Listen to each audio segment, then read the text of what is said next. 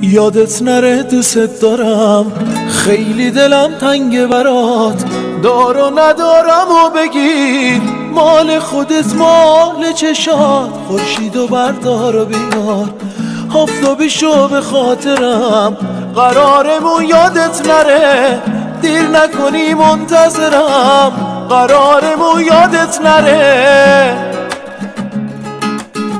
دوست دارم یادت نره.